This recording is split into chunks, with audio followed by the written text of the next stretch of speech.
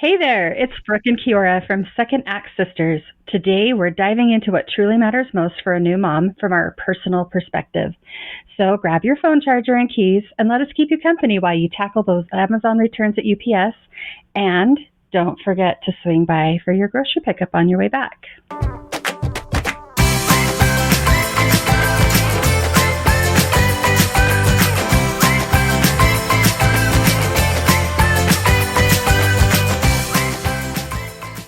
Oh, I'm there. Okay. All about the grocery pickup. Okay, let's start with our highs and lows. I will go first. I got a new pair of Birkenstocks this week. I know. Yay! It makes my feet happy. It does make your feet happy. Yay! Yay. And my low is my youngest is visiting her sister in California, which is awesome. They've had a great time. My house is a little quiet. You're not embracing it, huh? No, not ready to be completely empty. You'll get used to it. Let's see. My high is that we got our first ripe tomatoes of the season from our garden. Yay. Ooh, I know. It feels like they're a little late this year, but I'm excited that we have them. We grew these really cool new hybrid tomatoes. They're like a little bit bigger than a cherry tomato, but not by much. And they're purple. Ooh. So cool. Yeah, they're so cool. And then I grew some. Because I would love to see. Yeah, I will take pictures. They are.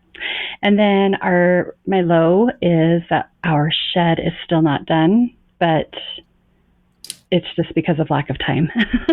So we'll get there. We have a plan to do it a week from this coming Saturday. So we'll have a good old-fashioned barn raising.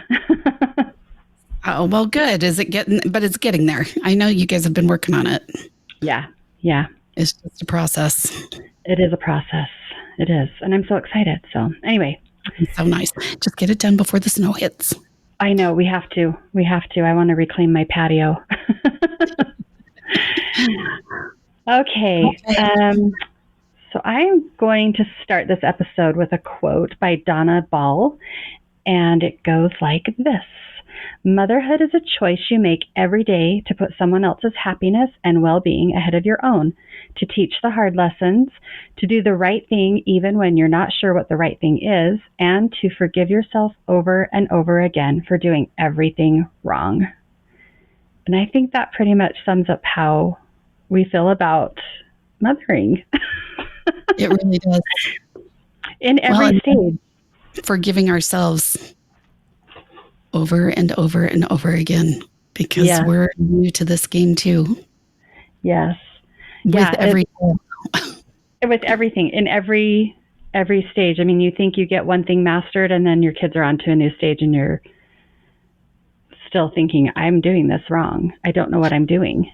Well, and all the kids are so different. What works for one is not going to work for the next. It's true. It's so true. But thank goodness kids are resilient and usually pretty forgiving. Yes. All right. I also wanted to preface that this subject can feel really heavy at times. And being on the other side of the infant stage of motherhood, or the toddler stage, or the elementary kid stage, and the middle school is the worst, by the way, but the middle school age and the high school, all of these stages, being on the other side, I can completely laugh at things that just would have brought me to tears when I was in the moment. So if we're laughing at something or making light of something that you are struggling with, please know it is not coming from a place of anything other than we're on the other side and we can laugh at ourselves now. And that's so important, to be able to laugh at yourself and to learn and grow through those. In the moment. It's so hard to laugh at it. But being able to look back and think, I survived that, and look how silly it was in the moment, or, whatever. Yeah. And if you're in the middle of something that's a really hard stage, just know there is life on the other side of this stage of your life.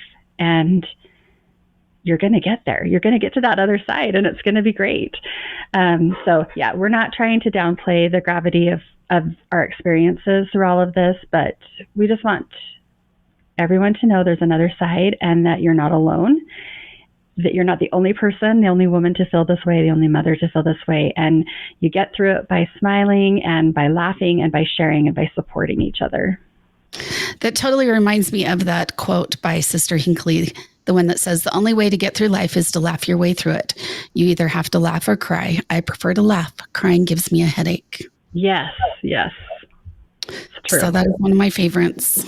Still cry too much. Just ask my kids, but I don't think it's probably too much. It's probably just the right amount. It's important to let that emotion out. So definitely laughing, the perspective, being able to laugh at yourself later is part of what gets us through. Amen. So, right. Okay. Let's delve into the topic. Yes. How about not sleeping? Oh, okay. You should talk about sleeping first, because my relationship with sleep is so much different than yours. That is true. I like my sleep. I've always liked my sleep. But I look back now and have no idea how I survived newborns, because I have to have my sleep. But God gives you the ability to survive on very little sleep, and you just do it, and it gets easier because they get easier. They learn to sleep a little bit longer, and it happens, and you don't do it alone. Yes, so true. So I function on a lot less sleep than Kiora does. But when I had babies and I couldn't sleep, I remember telling my mom that I thought I surely would die because I was not getting enough sleep. I just felt so exhausted. Like I felt like a zombie, and I felt like I just couldn't keep it together because I was so tired, just so tired. And I didn't die. I'm still alive. And I still don't sleep very much, but you just learn, and somehow you just make it through. You just make it through. I think, like what you said, God just blesses you to be who you need to be and to be able to do what you need to do on the sleep you're getting. And I do have to put a plug in here for naps. When you have babies and little kids, nap when they nap. The laundry will get done. The grocery order will get put in. The toys will get cleaned up. The toilet will get cleaned. Just sleep when they sleep. Don't worry about trying to get stuff done while they're sleeping. You need it. That's true. That is true. I was never very good at that. That, as you know, I'm still not a big napper, because if I nap, it's like the day's done. I'm done. You're not a good napper. I'm not good at waking back up and getting going again. I'm a good napper. Give me 20 minutes and it's like a recharge to my battery. So yeah, I used to put both kids on the bed and lay down, and I would tell my oldest, it's going to be quiet time. And he would always fall asleep within 5 minutes. But we would, all three of us, just lay on the bed, and I would just sleep until, usually it was the older one that woke me up after an hour or whatever. And then we would get up and leave the baby to sleep until she woke up, and we'd go do something. But it was good. That's awesome. I do remember doing quiet time, and I'd lay down with my boys and I would be asleep and they would be up. Yeah. It was stay in our beds, and we were having quiet time. Yep. All right. Let's talk about postpartum depression. It's a very real thing. It is for sure. And can be scary. Yes. Especially, there's so many hormones in your body at that time just running rampant that it's hard to even know what's going on, let alone how you're feeling, and this newborn that you have no idea what they want and how to figure them out. And yeah, I think back on it now, and the only way I can describe it is I felt like a crazy person. Like literally, I felt like I was going out of my mind and that I was crazy just because of all of the things that I would feel, the thoughts that were going through my head about myself, about my baby, about my husband, about my family and friends, just all of it. I felt like I was just crazy. And I mean, I could be crazy. I probably am crazy. We're all a little bit crazy. Just a little bit. The jury's still out there, but I think admitting that you have postpartum can be hard Well, and I because, think it's, yeah, even hard to see that that's what you're feeling, that it has a name. yeah, and that there's something wrong because nobody wants something to be wrong with them. Um, and it's not that postpartum is wrong. There's nothing wrong with you. It's completely normal. So postpartum was really a dark place for me, and I don't know about you. I don't know if you felt disconnected from your children, I if there was more never than one. really experienced that. I had to ask Adam about this one this morning because I'm like, I think I don't remember. Yeah, I do remember feeling disconnected and feeling like I was nothing anymore. I don't know if that makes sense. It was very lonely. It was very lonely, and then also there was a lot of anger, which was so strange because what's there to be angry about? You have this brand new baby, and you have your family that's growing, and it's supposed to be this lovely time with this new little precious child. And I just remember feeling alone and angry and disconnected and very sad. And at one point, someone from my ward came by to bring dinner, and I was so angry. And I was like, why are they coming to bring me dinner and wanting to come in and talk to me and hold my baby? If you want to bring me dinner, the best thing to do is just drop it off so I can eat it when it's hot. I was just like, just filled with rage. Yeah. And I took that with me though, and have taken it with me. And when I take dinner to somebody who's just had a baby, I just drop it off and leave. I don't ask to come in. I don't ask to come see the baby.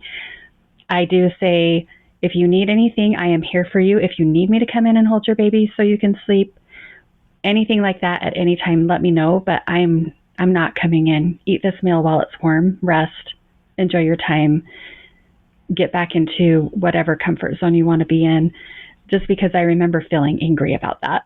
So it kind of stayed with me, and I don't know. That's a really good point. But then we've got to be able to reach out beyond ourselves and ask for the help. Yeah, it's true. And I equally as hard.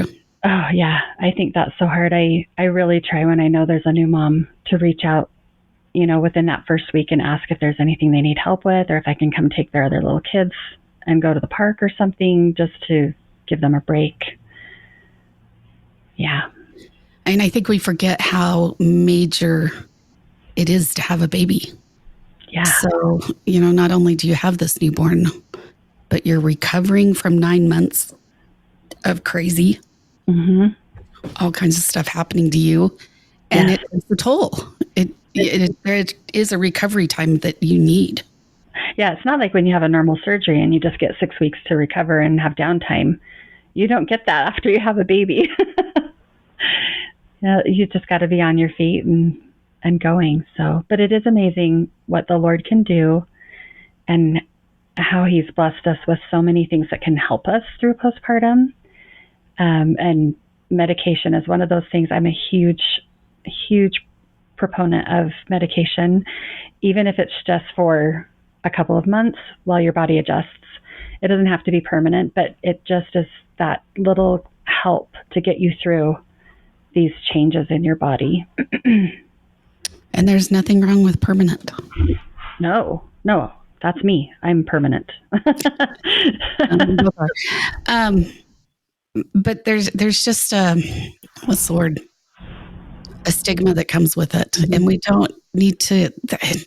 It's just silly. I know, especially in the year 2024. Yeah, let's get rid of the stigma. Go and just do what's best for us and our baby. Yeah, And don't be afraid to see a therapist or a coach of some kind to help you talk through things. Sometimes it's just nice to have somebody to say, well, what are you feeling? And you can say all of these things, and that person can talk you through it so you can get past the irrational and get back to the root of what it is that you're feeling and be able to let some of those things go. Yeah. I remember when child number 2 said, Mom, it's like an exhaustion I have never felt before. Yeah. And as tired as you think you are, there's nothing like it. And for the whole gamut of all the things that come with it, that's true. There is nothing like it. They nailed it on the head.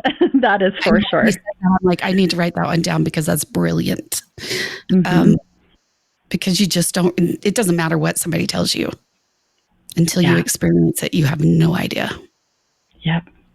Yeah. And I think that's a good point to remind people that if you've not gone through having a child before, so for women who haven't had children yet, or for men, you don't know what you don't know, what you haven't experienced. So to be kind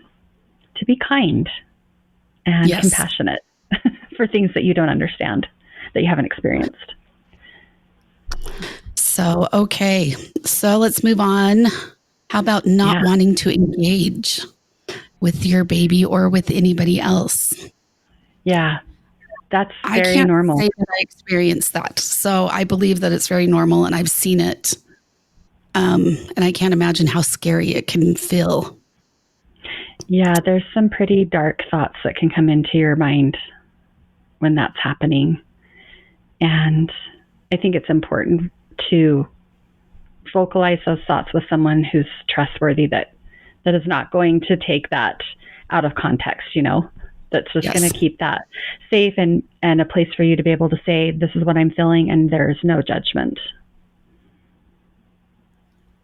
And my husband and my mom and my dad were those people for me, thankfully. So it was good. No it was good to have someone to trust. Yeah, you got to have that trust with somebody. Yeah, it's true. So, and okay, and on to nursing. Now, I have 4 children. You have 2. Yes.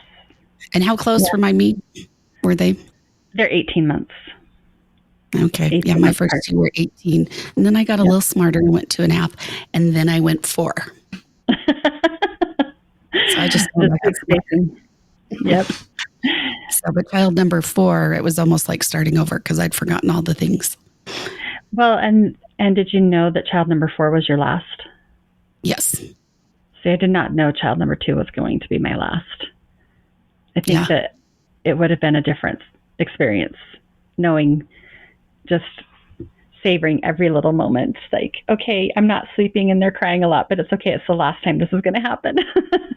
No, I do remember those feelings of being, this is my last time to experience this and this and this. I'm going to, because she was the only one I nursed for a full year, but I knew that was my last. Okay. And I wanted that. Even now, as she's 20, she is my last. Yes, so you got to enjoy it. So she needs to come home so my house isn't empty. Yeah, she does. I have a feeling she'll be there for a while longer. You won't be empty nesting for a while. I have a feeling she'll bring someone home one day. Yeah, we kind of like him. We do. He's a great kid. So if I go through my 4, my oldest had severe colic. Oh, I'm sorry. I always like to tease the rest of my kids that they're lucky they got a chance, because we spent hours driving to the furthest away McDonald's and getting an ice cream cone because that was the only way he would sleep. Yep. And so I really only nursed him for about 11 weeks. Okay. And my second, it was he was such a good baby. And except he threw up every day. Projectile vomited every day. I know. Horrible to think about. But he was a fabulous nurser, but he nursed all the time. Oh. Because he was hungry. He was a hungry boy. My third, I went in knowing that I was only going to do it for 12 weeks, that I wanted my body back. Mm-hmm. And then my youngest. And it was all a different experience. Even my youngest was tongue tied. And so nursing her was an experience that I wish I had realized she was tongue tied earlier on. It would have simplified, but I did do it for 12 months. I just wish that there wasn't the pressure to, this is the only way. This is the best way. If you don't do this, you're a failure. That is not true. It's not true. There's so many options out there. So many options. We've come so far. Yeah. So nursing far with the formula, is that what you were going to say? The formulas and everything are so good now that it's okay. And if you can't nurse, but you still want your baby to get breast milk, there are milk banks. Which yes, there's other options. We didn't have that when we had babies. Well, and pumping, even from when I was doing it myself, is so much easier now. Yes. So that is an option, but just don't feel the pressure. No. That is the only way, because it's not. No. And don't be judgmental of what someone chooses. Just because you believe in breastfeeding doesn't mean everybody has to breastfeed. I remember telling a friend I had like some extra coupons years ago for some formula, and I offered them to her because she was pregnant. She's like appalled that I would do this. And she's like, I will be nursing only. Like, I wonder how that turned out for them. And she needed about 10 weeks. And I never, tried to say, in your face, but I was like, there's somebody who had no idea going in. And if it could have been made easier for her had she known going in that it's okay. Yeah, it is okay. It is okay. There's the only wrong thing is starving your baby. That's the only wrong thing. That's the only wrong choice. Exactly. Yeah. So, and don't be afraid to talk about it. If you're having a hard time nursing, or if you are having postpartum and you need to get on medication, don't beat yourself up over that, because there's nothing wrong with getting help or switching over to formula or going to a milk bank. There's nothing wrong with it. Yeah. So I only breastfed my oldest for 8 weeks before I needed to take myself off, or I needed to take him off of being breastfed so I could get on medication for the postpartum. And then in going into my second, I knew I wouldn't be breastfeeding her at all, because I knew I needed to be taking care of my mental health by getting on medication right after she was born. And it made it so much better. I didn't feel guilty at all, because I knew I was going to be a better mom being medicated than breastfeeding. So it was two totally different experiences. Plus, she didn't want to have anything to do with me. So like that way, she didn't want to breastfeed at all. I tried to give her the colostrum at the very beginning, and she just was not interested. So that made it easy too. Yeah. But that would be my big thing, is don't feel the pressure and the judgment. Do what's best for you and your baby. Yep. Body changes. Speaking of breastfeeding, if you haven't had a baby before, just be prepared. Your body does things that just doesn't seem humanly possible. I remember being shocked, because I had one in my 30s, the rest of my 20s, and thinking, oh my gosh, I am not that old. Right? It's so different in my 30s than it was in my 20s. And I didn't have any in my 30s, so I don't know, but I can only imagine. So the women who have, late 30s, early 40s, I can't even imagine. They're my heroes. Yes. Yeah. I think oh yes, I'll hold the baby anytime. But I'm not having them at that age. No. I think one of the most frustrating parts of your body changing is after you have the baby, you still have this tummy. Despite what they show you in the movies, you don't just go home from the hospital with this flat tummy and no evidence that you were growing something in your body for the last 9 months. Your skin's saggy, you're swollen, you still look like you're maybe like 6 weeks pregnant. Just crazy things. Your hair falls out. But not being able to fit into anything. Like, you don't fit into your pregnancy clothes anymore, but you also don't fit into your pre-pregnancy clothes. So what do you wear? You wear the pregnancy clothes, because that's all that fits. Or and if you go buy 2 or 3 things in a different size, it's okay. It's okay. I needed to learn that, and I didn't. And I wish I had. So when my children start having babies, I'll make sure that they have a couple of things for the in between time that they can Yes. go to. Yeah. Yeah. Because you still, after being pregnant for 9 months, you want to feel better. You want to feel cute. You want to, Yeah. all the things. So it's okay. Go Mhm. buy a couple things Yeah. during And, that period. buy some looser, maybe not so form fitting things so that you can put on like a dress or something that will make you feel cute or dolled up or whatever, a little bit fancy, I don't know.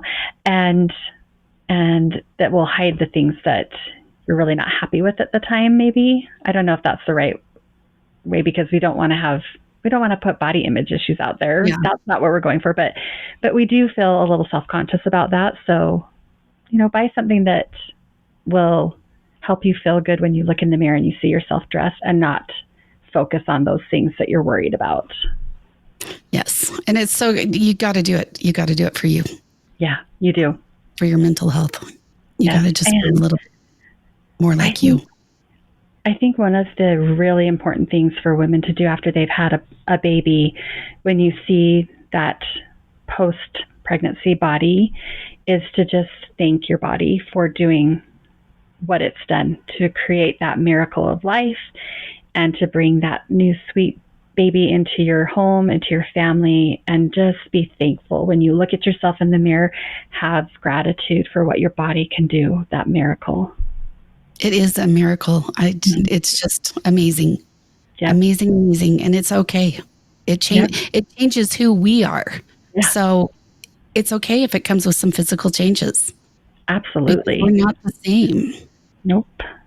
No, and it's amazing that it can happen that way. Like, I don't know, just the whole having a baby thing. Just your heart grows in ways you never knew, and the love that you grow with that, it's just amazing. Well, and let me just add in, I don't think it matters, whether you're adopting Right. or, physically giving birth. I think Mm-hmm. it changes who we are. Yeah. I think that changes the same regardless of how it comes about. Mhm. Mm-hmm. Yeah, So, and physical changes come no matter what. that's It right. just, It's just called the cycle of life. Embrace it. yeah. Okay. Learning how to leave the house with an infant. I'm not trying to laugh. Just an infant, or an infant and a toddler, Or an infant and what? three toddlers.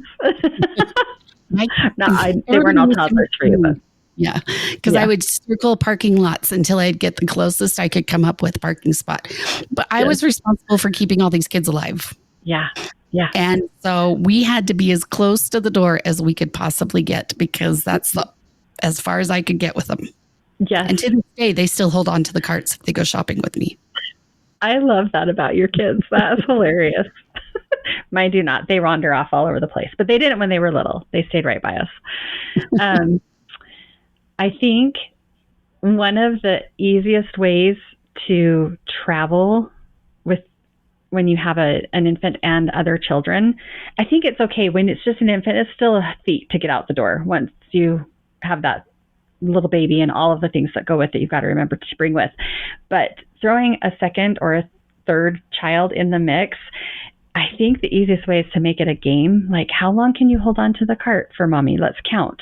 And then you're having them hold on to the cart by the car while you're unloading the baby and the diaper bag in your purse, and they're counting as they're holding onto the cart so that they don't run off somewhere. Or, how long can you sit down in the cart while I'm loading everything if you don't want them standing? Just making it a game, because kids love games.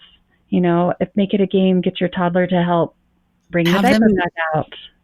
Pick the groceries off the, whatever you're buying off the bottom shelf and help you find things. And yeah. We would drive around and be like, okay, I see 2 cars and 3 trucks. Yes. What does that equal? Everything turns into a game of some sort.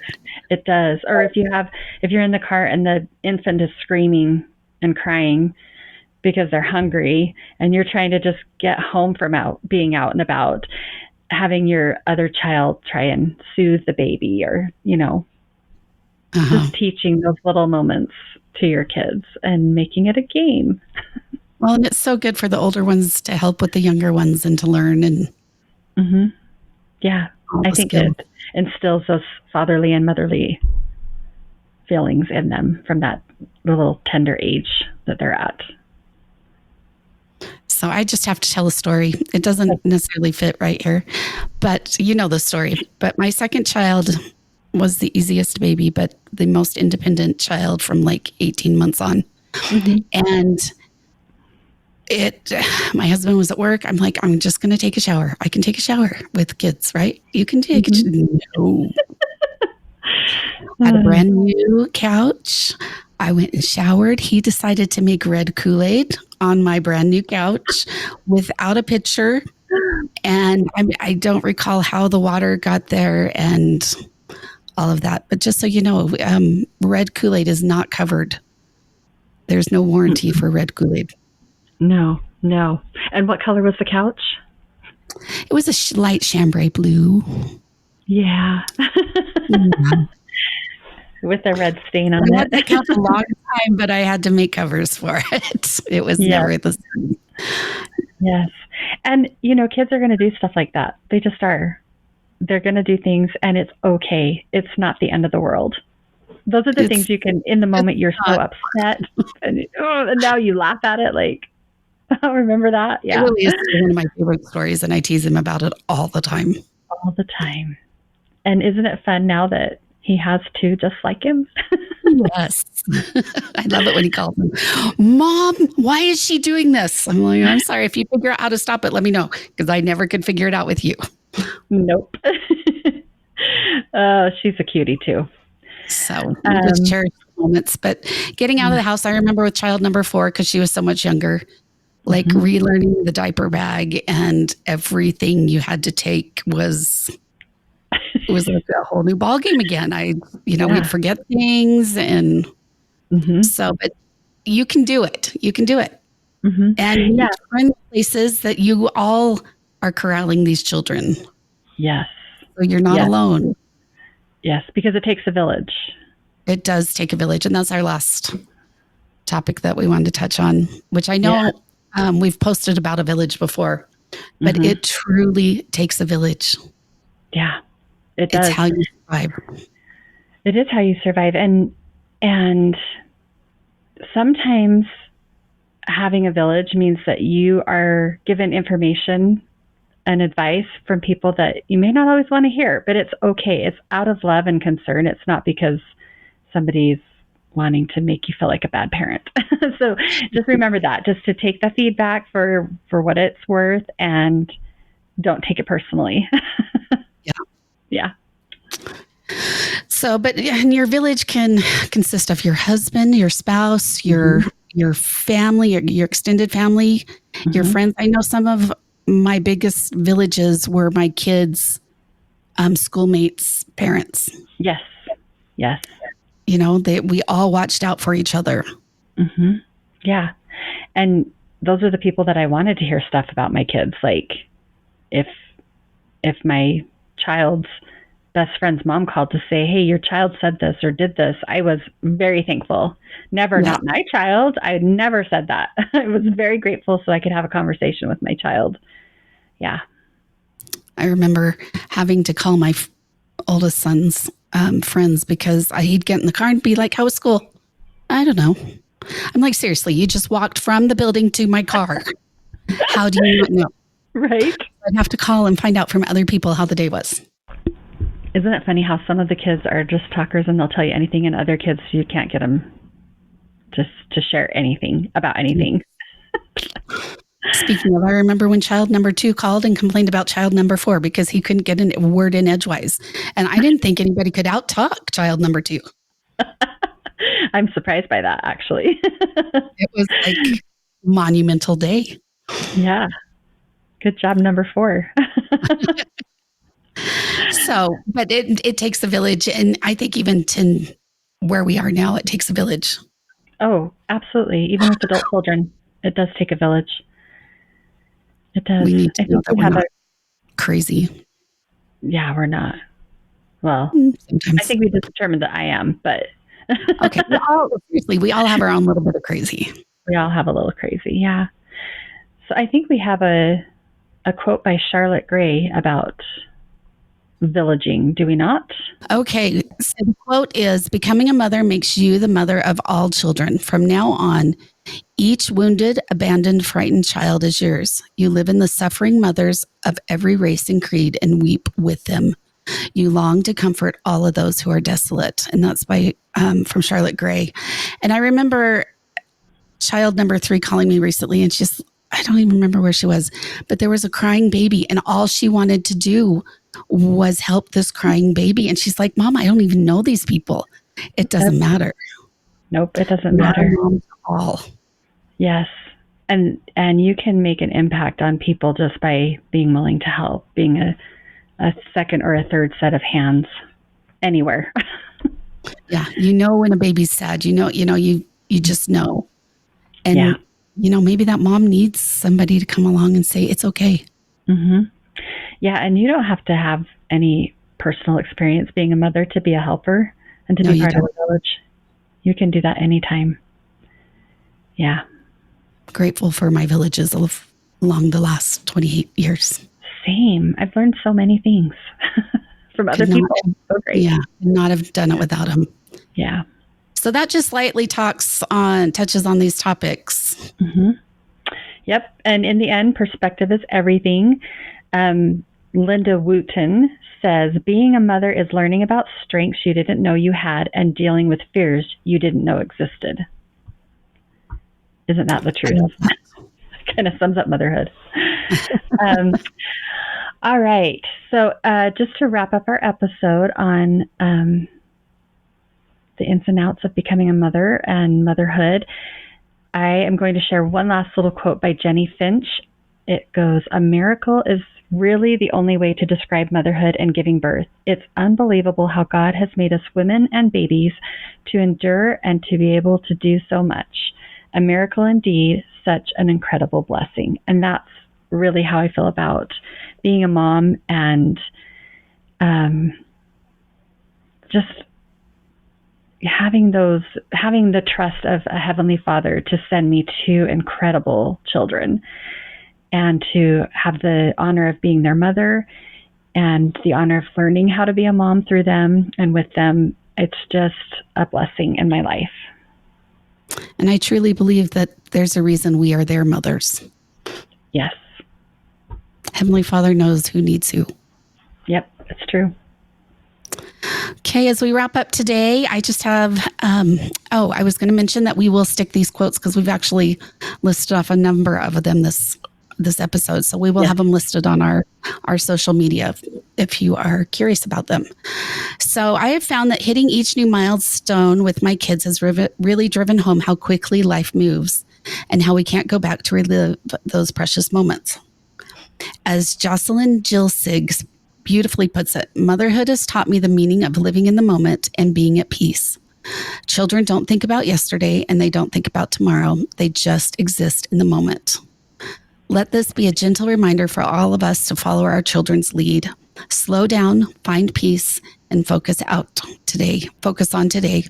Cherish the moments that our kids' gifts give us every single day. Have a great week, and we love you. Love you. You can't see us, but we're waving. We're waving.